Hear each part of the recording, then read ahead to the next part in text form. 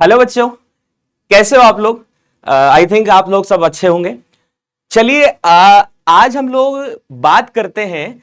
हमारा एक interesting topic है जो ह्यूमन फिजियोलॉजी से रिलेटेड है। और ये जो टॉपिक है काफी ज्यादा इंटरेस्टिंग है क्योंकि आप लोगों को ये कनेक्टेड करता है। जैसे अगर हम लोग बात करें लड़के और लड़कियों में, काफी ज्यादा मैं सुनता हूं कि सर आज हमारा दिल टूट गया है, किसी लड़के ने हमें धोखा दे दिया है। तो बेटा ये सब चीजें जो हैं वो कैसे हम लोग उसको फील कर कर पढ़ते हैं तो हमें चीजें ज्यादा जल्दी याद हो जाएंगी। तो हमको क्या करना है बेटा, इस तरीके से काम करना है कि चीजें हमें फील हो जाए। तो मैं एज अ जूलॉजी टीचर आपका पवन सर आपका वेलकम करता हूं आज के लेक्चर के लिए। और जो स्ट्रेस वाला मोमेंट था उसको खत्म करते हैं और मजे से आज इस चीज को पढ़ते हैं कि हमारा बॉडी के अंदर जो हार्ट होता है वो कैसे सिचुएटेड होता है। हार्ट के अंदर ऐसी कौन कौन सी मसल्स होती हैं उनके बारे में हम लोग बात करेंगे। अब बहुत से बच्चे क्वेश्चन करते हैं कि सर एक्चुअली हमारी हार्ट बीट ऐसी सिचुएशन में बढ़ जाती है तो उसका रीजन क्या है। तो वो सब रीजन हम लोग बात करेंगे। जैसे मान लो किसी लड़के ने आपका हाथ पकड़ लिया, अब हाथ पकड़ते आहा मतलब आपकी हार्ट बीट अपने आप ही बढ़ना स्टार्ट हो जाती है। किसी ने किसी लड़की के बारे में बात करी, किसी लड़के से, अपने आप उसकी हार्ट बीट बढ़ना स्टार्ट हो जाती है। मान लो हमारे बैक बेंचर, अरे उठ जाओ बेटा क्लास स्टार्ट हो गई है बैक बेंचर।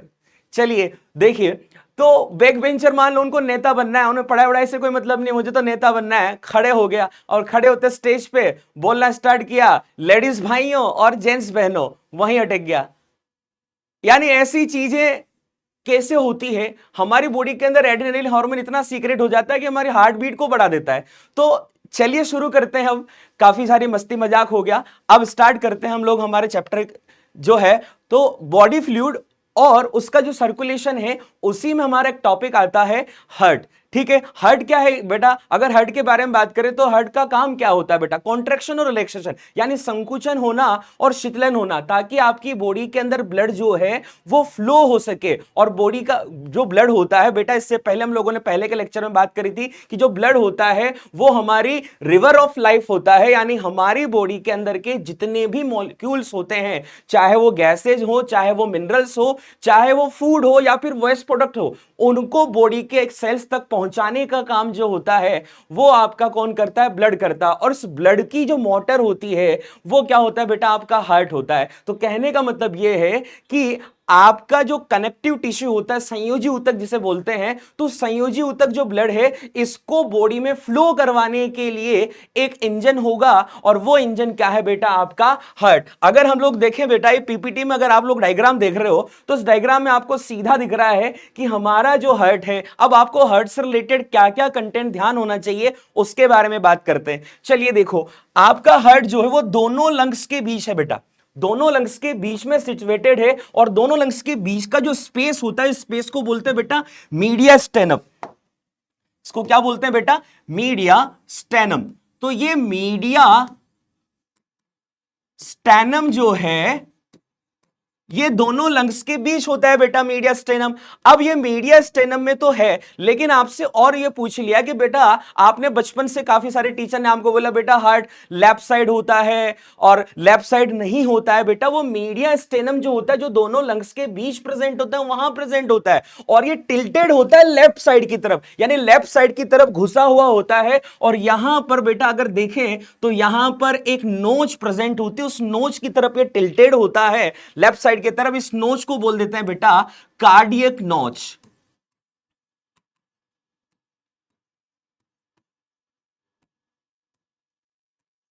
तो ये कार्डियक नोच जो होगा वहां पर लेफ्ट साइड की तरफ टिल्टेड होगा।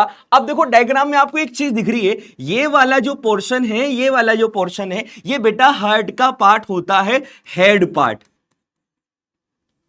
अब आप बोलोगे सर ये तो नीचे की तरफ, बेटा जब इवोल्यूशन होता है, ओरिजिन होता है, तो ये वाला जो पार्ट होता है ये हेड पार्ट होता है। और जो ऊपर वाला जो साइड है, इस ऊपर वाले साइड को बोलते हैं बेटा टेल पार्ट। तो हार्ट का जो टेल पार्ट है वो ऊपर की साइड होगा, यानी एट्रिया की साइड होगा, और वेंट्रिकल की साइड हेड पार्ट होगा। तो इस हेड पार्ट को बोल देते हैं बेटा एपेक्स ऑफ हार्ट। तो ये ध्यान रखना, हार्ट का एपेक्स जो बनाएंगे वो बेटा कौन बनाएंगे, वेंट्रिकल बनाते हैं बेटा। बात समझ में आई। चलिए अब ये तो हो गई हमारी बात। अब उसके बाद आपको, ये तो मैंने लोकेशन से रिलेटेड आपको सारी बात बता दी। अब उसके बाद आपको और क्या क्या चीजें ध्यान रखनी है। अगर आपसे बेटा कोई पूछ ले कि जो हार्ट है इसका ओरिजिन कैसे होगा, तो हम लोग बेटा पढ़ते हैं रिप्रोडक्शन में। हाँ, रिप्रोडक्शन नाम सुनते लोंडो को मजा आ गया होगा कि सर रिप्रोडक्शन पढ़ाइए, हार्ट पे मजा नहीं आ रहा है ना। तो बेटा क्या होता है कि जो हार्ट है, तो हार्ट का जो ओरिजिन होता है, तो क्या होता है, एम्ब्रियोनिक कंडीशन होती है। तो एम्ब्रियोनिक कंडीशन में अगर हम लोग पढ़ते हैं बेटा, तो स्पर्म ओम का फ्यूजन होता है, और फ्यूजन से बेटा जाइगोट बनता है, और यही जाइगोट जो है इसमें बेटा क्या होता है, माइटोसिस होंगे बहुत सारे, जिससे ब्लास्टोमियर्स बनेंगे, और वो ब्लास्टोमियर का एक कॉम्पैक्ट फॉर्म जो होगी वो बेटा क्या होगा, मोरुला फेज बनाएगा, फिर ब्लास्टुला फेज बनाएगा, और ब्लास्टुला फेज के बाद गेस्टुला फेज बनेगी, और उस गेस्टुला फेज में 3 जर्मिनल लेयर्स बनती हैं। तो उन तीनों जर्मिनल लेयर में से जो मीजोडर्म वाली लेयर जो होती है, ये मीजोडर्म वाली लेयर जो होगी यही ओरिजिन करेगी बेटा किसका, हार्ट का ओरिजिन कर देगी। तो इस चीज का आप लोगों को ध्यान रखना है। इसके बाद आपको बेटा इसके शेप और साइज से ध्यान रखना है। तो अगर इसके साइज के बारे में बात करें, तो साइज के बारे में अगर मैं आप लोगों को बताऊं, तो नॉर्मली इसकी जो साइज होगी वो 250 से लेकर 280 ग्राम। अगर इसका वेट की मैं बात करूं, तो वेट भी मैंने आप लोगों को बता दिया। साइज से रिलेटेड बात करूं, तो साइज में अगर बात करें तो इसकी लेंथ जो होगी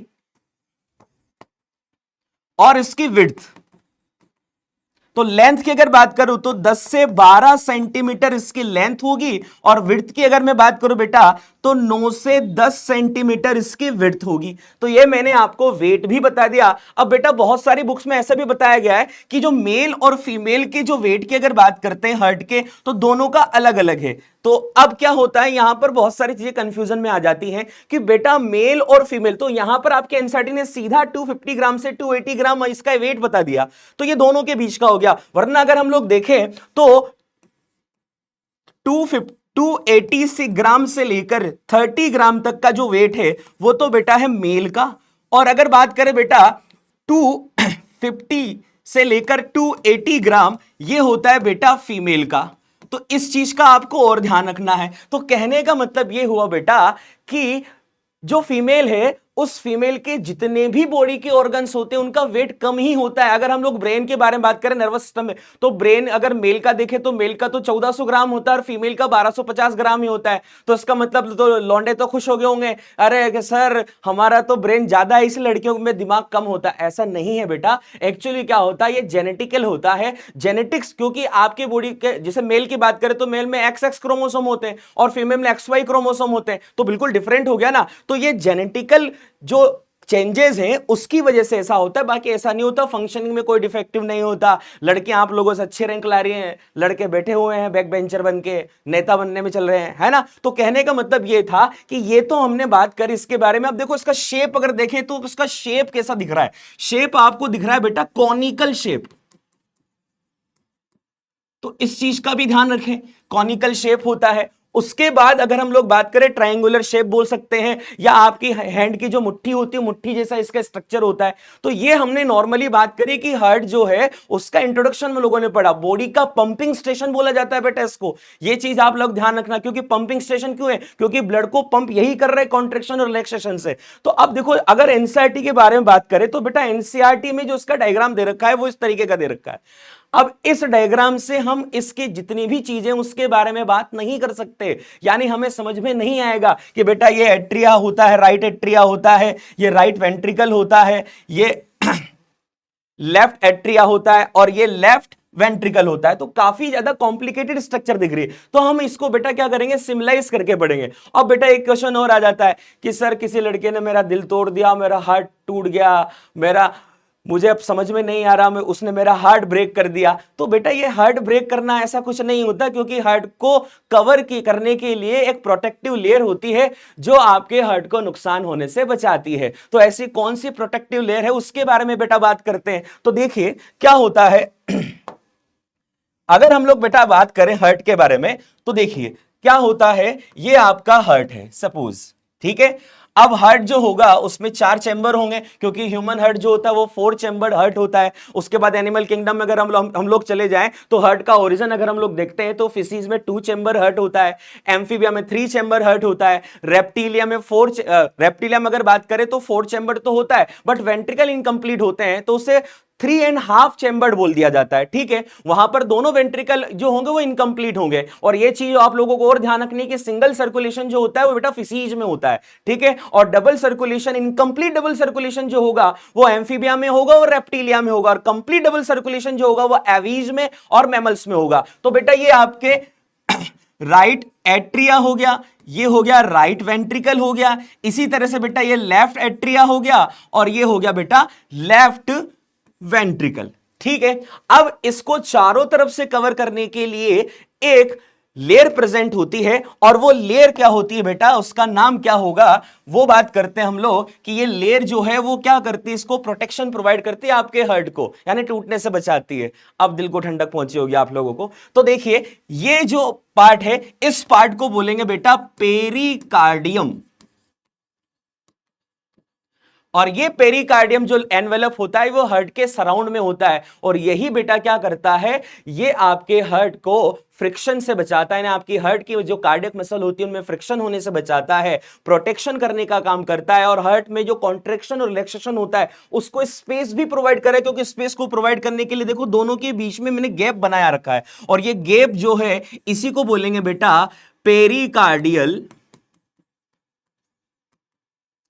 कैविटी, या इसको बोल देंगे बेटा स्पेस, ठीक है। अब इसी पेरिकार्डियल कैविटी के अंदर बेटा एक लिक्विड फिल्ड होता है, ये लिक्विड जो है ये इसके भीतर भरा होता है, जो क्या करता है, प्रोटेक्शन का काम करता है, ताकि आसानी से आपका हार्ट जो है कॉन्ट्रैक्शन रिलैक्सेशन कर सके और इसमें फ्रिक्शन ना हो, उसकी गुंजाइश बिल्कुल 0% हो। तो इस फ्लूइड को बोल देते हैं बेटा पेरिकार्डियल फ्लूइड। तो बात समझ में आई कि आपका हार्ट जो है उसके हार्ट के सराउंड में बेटा पेरिकार्डियम प्रेजेंट होता है, और पेरिकार्डियम और हार्ट के बीच में कैविटी प्रेजेंट होती है जिसे पेरिकार्डियल कैविटी बोलते हैं, और इस पेरिकार्डियल कैविटी के अंदर क्या फील्ड होता है बेटा, पेरिकार्डियल फ्लूइड प्रेजेंट होता है, और ये पेरिकार्डियल फ्लूइड जो होता है वो फ्रिक्शन को कम करने का काम करता है। अब आगे और बात करें तो इसके अंदर क्या बात करेंगे, तो उसके बारे में देखते हैं। अब आपका नेक्स्ट क्वेश्चन जो बनेगा बेटा कि हार्ट जो होता है उसके चारों तरफ कितनी लेयर प्रेजेंट होंगी, तो आपको यह ध्यान रखना है कि हार्ट के चारों तरफ अगर हम लोग देखें तो बेटा 3 लेयर प्रेजेंट होती है।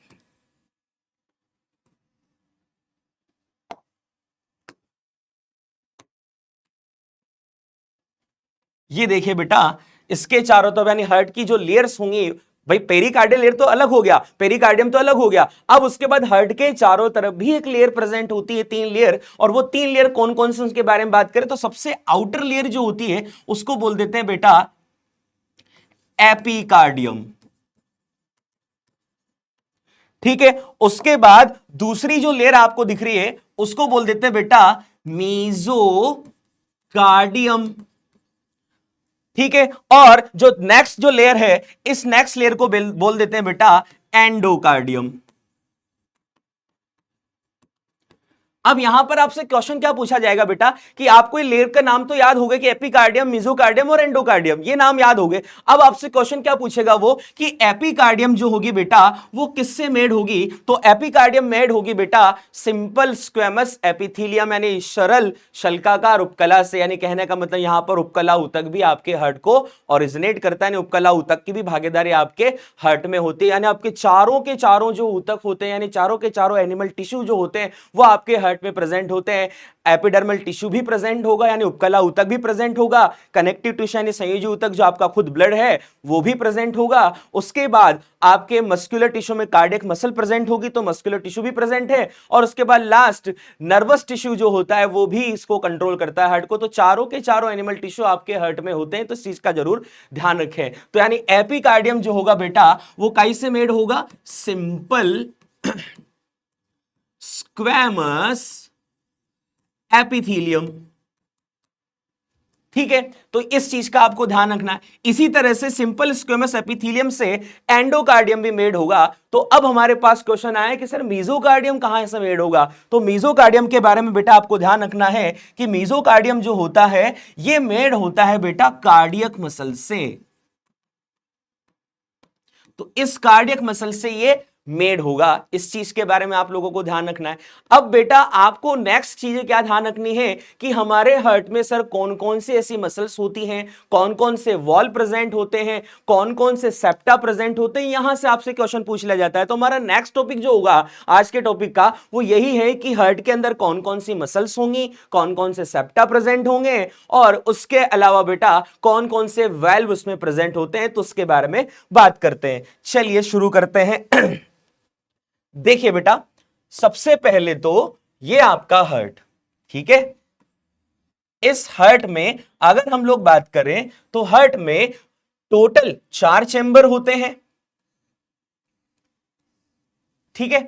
अब ये हो गया आपका राइट एट्रिया, ये हो गया आपका right ventricle, left atria, left ventricle. जब भी डायग्राम बनाते हैं तो आपको खाते पीते घर का बनाना चाहिए। बहुत से ना, बहुत से बच्चे क्या करते हैं, इतना सा छोटा सा, जैसे कंजूस मक्खी चूस होता है ना, इस तरह से छोटा सा डायग्राम है। अरे भैया कॉपी खूब सारी है, पेज खूब सारे आप लोगों के पास, बढ़िया खाते पीते घर का डायग्राम बनाइए ताकि चीजें आपको क्लियरली समझ में आए, ठीक है। तो चलिए शुरू करते हैं।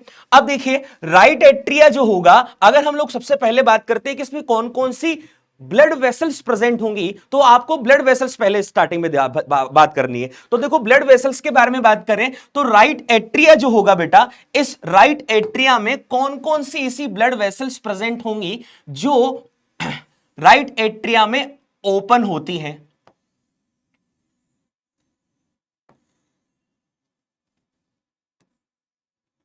देखो यहां पर आपको दो वेसल्स दिख रही हैं, यह है बेटा सुपीरियर वेना कावा और यह है बेटा इंफीरियर वेना कावा।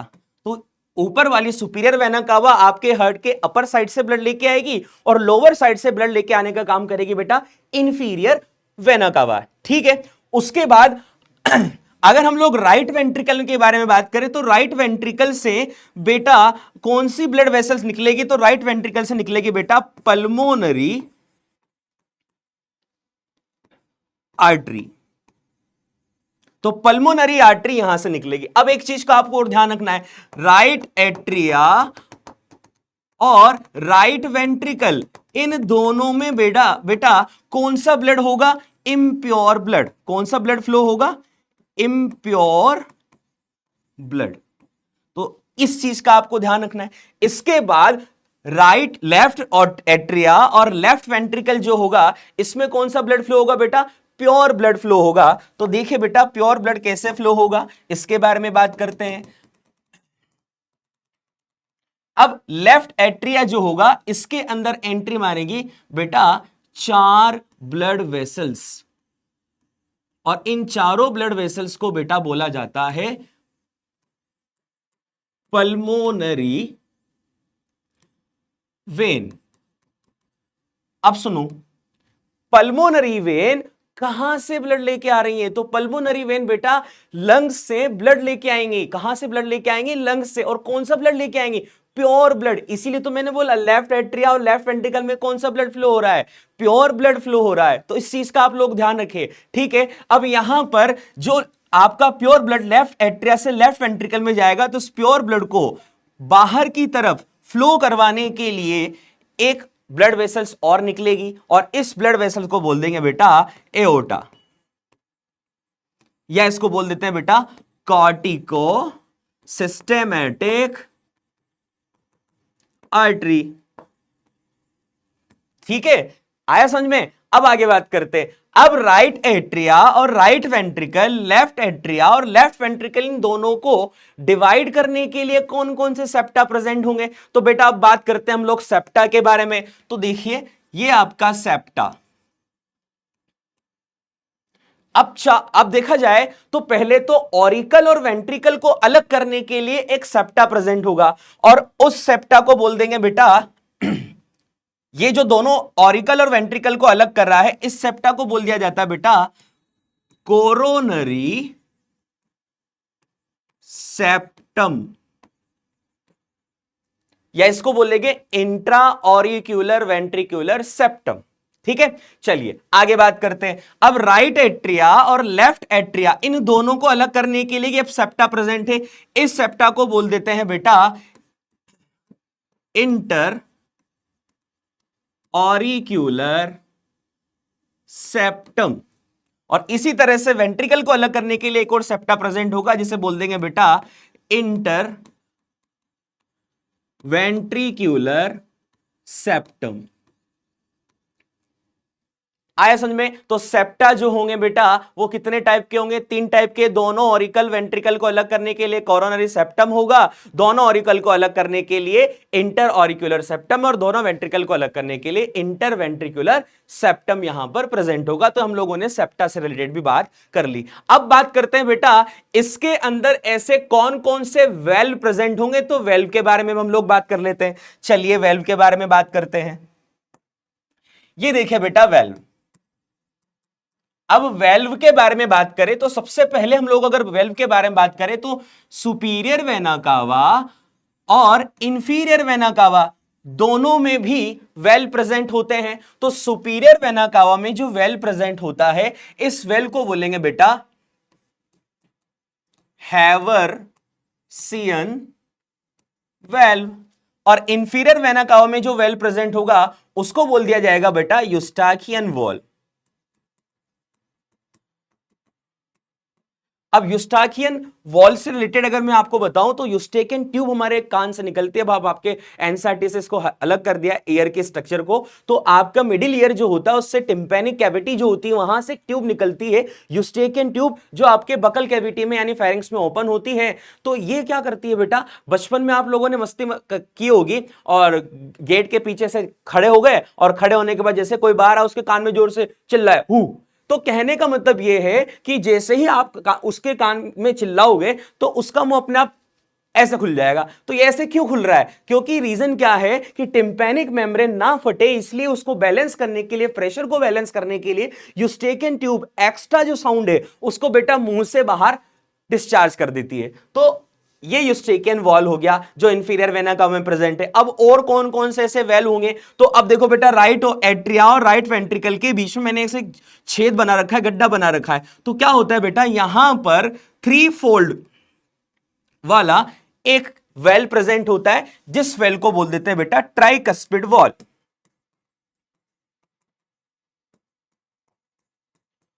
और ये ट्राइकस्पिड वॉल जो क्या करता है, इंप्योर ब्लड को राइट एट्रिया से राइट वेंट्रिकल में ट्रांसफर करने का काम करता है। ठीक है, अब आगे बात करते हैं। ऐसे ही यहां पर लेफ्ट एट्रिया और लेफ्ट वेंट्रिकल के बीच में भी एक वेल प्रेजेंट होता है जो डबल फोल्ड में होता है, जिसे बोल देते हैं बेटा बाइकस्पिड वॉल, या इसको बेटा बोल देते हैं मिट्रल वॉल। तो चलिए हमारे पास कितने वेल हो गए? हैवर्सियन हो गया, यूस्टेकियन हो गया, ट्राइकस्पिड हो गया, बाइकस्पिड हो गया। उसके बाद बेटा पल्मोनरी आर्टरी और एओर्टा, इन दोनों में भी वेल प्रेजेंट होते हैं। देखो नॉर्मली आपको ध्यान रखना है, वेन्स में वेल प्रेजेंट होते हैं, एट्रिया यानी जो आपकी आर्टरी होती है उसमें वेल प्रेजेंट नहीं होते हैं। अब यहां पर दोनों जो वॉल होते हैं उन दोनों वॉल को बोल देते हैं बेटा सेमी लूनर वॉल।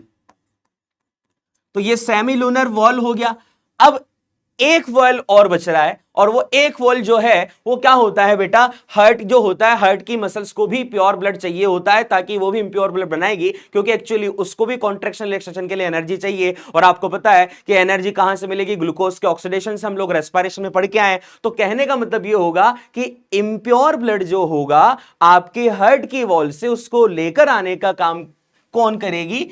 एक वेन, जिसे बोल देंगे बेटा कोरोनरी वेन। और यही कोरोनरी वेन जो होगी इसमें हमारा लास्ट वेल प्रेजेंट होगा, जिसको बोल दिया जाएगा बेटा थैबेसियन वेल।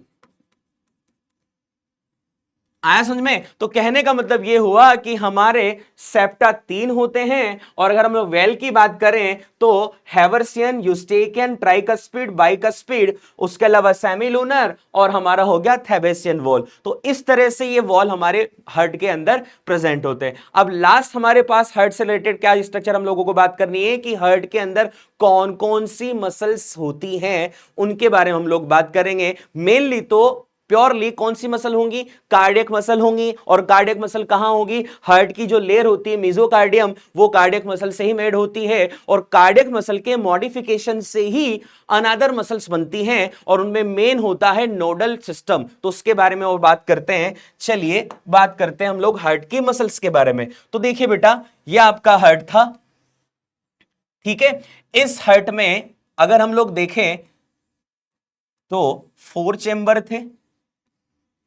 ये आपका राइट ऑरिकल, ठीक है, ये आपका राइट वेंट्रिकल, ये हो गया लेफ्ट ऑरिकल, ये हो गया लेफ्ट वेंट्रिकल, ठीक है। आ रहा है समझ में, नींद तो नहीं आ रही, ठीक है, आ रहे मजे। चलिए आगे बात करते हैं। अब देखिए बेटा, एक्चुअली क्या होता है कि जो राइट ऑरिकल होता है, इस राइट ऑरिकल के राइट कॉर्नर पे, राइट ऑरिकल का जो राइट कॉर्नर होता है, यहां पर बेटा एक नोडल टिश्यू प्रेजेंट होता है। एक्चुअली क्या होता है कि जो कार्डियक मसल होती है ये मॉडिफाइड हो जाती है और कार्डियक मसल के मॉडिफिकेशन से बनते हैं बेटा नोडल टिश्यू। और यही नोडल टिश्यू जो होते हैं वो हार्ट में रिदमिसिटी क्रिएट करते हैं, इंपल्स क्रिएट करते हैं, जिसकी वजह से आपके हार्ट में कॉन्ट्रैक्शन और रिलैक्सेशन होता है। तो जो अपर राइट कॉर्नर होता है, याद रखना, अपर राइट कॉर्नर पे एक टिश्यू प्रेजेंट होगा और वो टिश्यू जो होगा वो किसके मॉडिफिकेशन से बनेगा, कार्डियक मसल के मॉडिफिकेशन से। और इस नोडल टिश्यू को बोल दिया जाएगा बेटा S A node, sinoatrial node, या फिर इसको बोल देते हैं बेटा पेस मेकर। और इसको हार्ट का हार्ट ऑफ हार्ट भी बोलते हैं। ये चीज ध्यान रखना, क्योंकि रिदमिसिटी जो होगी, नर्व इंपल्स जो क्रिएट होगा, वो नर्व इंपल्स क्रिएट कहां से होगा, एस ए नोड से। यहां अब एक क्वेश्चन हमारे पास आ जाता है कि S A node impulse create कर रहा है, इसलिए ह्यूमन हार्ट जो है बेटा वो कौन सा हार्ट होता है, मायोजेनिक हार्ट। कहने का मतलब यह हुआ कि जो नर्व इंपल्स यानी जो इंपल्स क्रिएट हो रहा है, वो इंपल्स किसने क्रिएट किया, मसल्स ने क्रिएट किया। तो दो टाइप के हार्ट पढ़ते हैं बेटा हम लोग, न्यूरोजेनिक हार्ट जिसमें न्यूरॉन्स इंपल्स क्रिएट करती हैं, उसे न्यूरोजेनिक हार्ट बोलते हैं, जो नॉन कॉर्डेट्स में प्रेजेंट होता है। और कॉर्डेट्स के अंदर कौन सा हार्ट होगा बेटा, मायोजेनिक हार्ट। आई बसन में। चलिए अब इस एस ए नोड को कनेक्ट करने के लिए इंटरनोडल पाथ होगा और इसी इंटरनोडल पाथ से एक और नोडल टिश्यू यहां पर प्रेजेंट होगा। तो कहने का मतलब अपर राइट कॉर्नर पे तो कौन होगा बेटा, एस ए नोड। और इसी तरह से लोअर लेफ्ट कॉर्नर पे प्रेजेंट होगा बेटा एक और नोडल टिश्यू, जिसको बोल देंगे बेटा ए वी नोड। आई बात में यहां तक। चलिए आगे बात करते हैं। अब ये एवी नोड जो होगा, इस एवी नोड से बहुत सारे मसल्स के बंडल निकलेंगे और वो पुरकिंजे फाइबर्स के ही बंडल होते हैं। इन बंडल को बोल दिया जाता है बेटा बंडल ऑफ हिज। क्या बोल देंगे बेटा इसको, बंडल ऑफ हिज, ठीक है। और इस बंडल ऑफ इससे बहुत सारे थ्रेड लाइक स्ट्रक्चर निकलेंगे, दो थ्रेड लाइक स्ट्रक्चर निकलेंगे, इनको बोल देंगे बेटा पुरकिंजे फिलामेंट्स।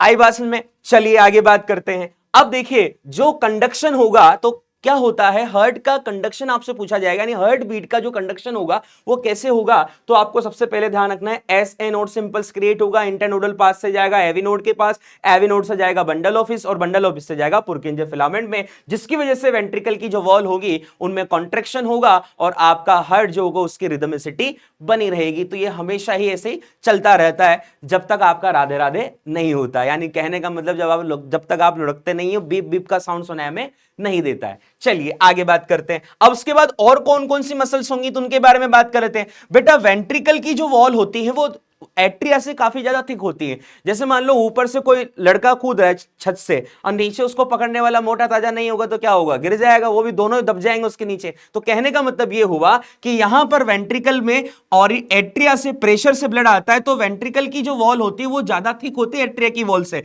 क्यों होती थी, क्योंकि यहां पर कुछ ऐसी मसल्स प्रेजेंट होती हैं जो इसको थिक बनाती हैं। अब देखिए बेटा, मैंने यहां पर मसल्स को थोड़ा थिन बनाया और यहां पर थिक बनाया, ऐसा रीजन है। तो आप ध्यान रखना कि जो लेफ्ट वेंट्रिकल है, इस लेफ्ट वेंट्रिकल की जो मसल्स होती हैं वो बेटा क्या होती हैं, थिक होती हैं, और इसकी जो मसल्स होती हैं वो बेटा कैसे होती हैं, थिन होती है। और इन मसल्स का नाम दिया गया बेटा, इन मसल्स को बोलते हैं बेटा पैपिलरी मसल्स।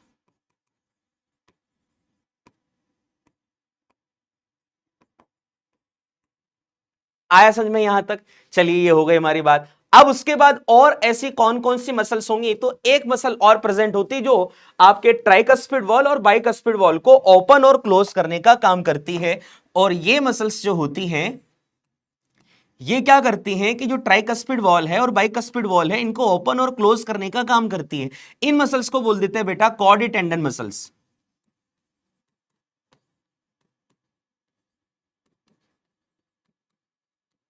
तो ये कॉर्डी टेंडन मसल ट्राइकस्पिड वॉल और बाइकस्पिड वॉल को ओपन और क्लोज करने का काम करती है। तो कहने का मतलब ये हुआ कि हार्ट के अंदर जो साउंड क्रिएट होगा वो ट्राइकस्पिड वॉल और बाइकस्पिड वॉल के बंद होने पर हार्ट बीट का फर्स्ट साउंड क्रिएट होगा, और वो फर्स्ट साउंड होगा बेटा लब।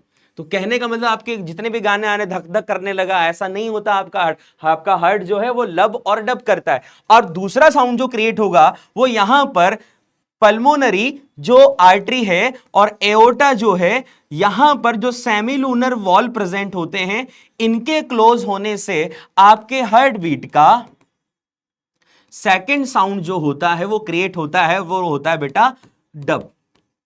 ये स्लो होता है और ये थोड़ा सा फास्ट होता है, ठीक है। तो कहने का मतलब हुआ क्या कि आपकी हार्ट के अंदर जो मसल्स होंगे, उन्हें मसल्स में आपको क्या क्या ध्यान रखना है कि कार्डियक मसल जो होगी वो मीजोकार्डियम में प्रेजेंट होगी। उसके बाद मसल्स का ग्रुप होगा, बंडल ऑफ हिज होगा। नोडल टिश्यू जो होंगे वो भी मसल्स ही हैं जो कार्डियक मसल के मॉडिफिकेशन से बनते हैं, ठीक है। उसके बाद एक चीज और ध्यान रखनी है आपको बेटा, राइट एट्रिया और लेफ्ट एट्रिया के बीच में जो इंटर ऑरिकुलर सेप्टम है, यहां पर बेटा एक गड्ढा होता है। इस गड्ढे को बोलते हैं बेटा फोसा ओवेलिस। और ये फोसा ओवेलिस एम्ब्रियोनिक कंडीशन में छेद की फॉर्म में होता है। यानी कहने का मतलब हर कोई जो होता है उसकी एम्ब्रियोनल कंडीशन में उसका जो हार्ट होता है, उस हार्ट के अंदर एक छोटा सा छेद होता है। उस छेद को बोलते हैं बेटा फॉर्मेना ओवेलिस। और ये फॉर्मेना ओवेलिस छेद जो है, ये क्या करता है बेटा, बाईपास करने का काम करता है। क्योंकि बेबी है, उस बेबी में ब्लड के फ्लो को जल्दी से फ्लो करवाने के लिए ये बाईपास का काम करता है। और बाद में यहां पर एक गड्ढा हो जाता है, यानी बाद में ये छेद भर जाता है, जिसे फोसा ओवेलिस बोला जाता है। तो फॉर्मेना ओवेलिस किस कंडीशन में होगा, एम्ब्रियोनल कंडीशन में, ठीक है जी। आई बात समझ में? ठीक है।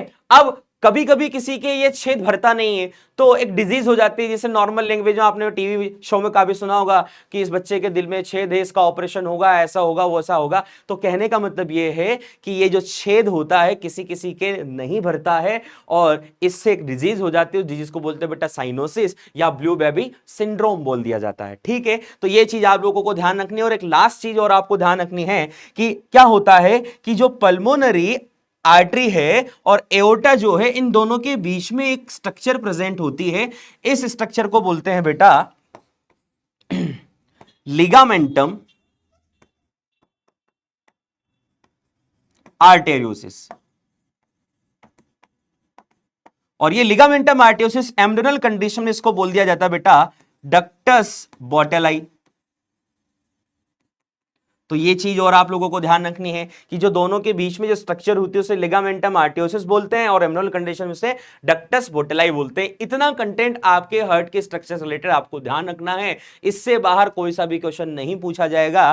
तो आप लोगों को बेटा अपनी जो भी तैयारी है उसको आराम से करिए और बिल्कुल रिलैक्स माइंड में करिए, मजे से करिए। जब आपको लगे कि मुझे पढ़ना है तब आप पढ़िए। जितनी ज्यादा प्रैक्टिस क्वेश्चंस की करेंगे आप लोग, उतने ज्यादा आपके कंटेंट में आगे होंगे। तो आप लोगों को तसल्ली से चीजों को समझना है, और जहां पर भी दिक्कत आए मैं खड़ा हूं, है ना। और आपका जूलॉजी की जो नॉलेज है उसको बूस्ट करने के लिए मैं आपसे हमेशा 24/7 आपके साथ अटैच रहूंगा। Thank you.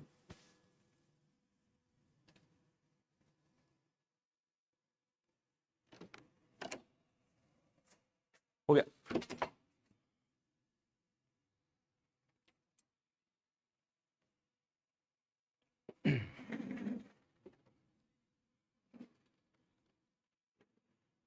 मेल कर दो इसको मैं।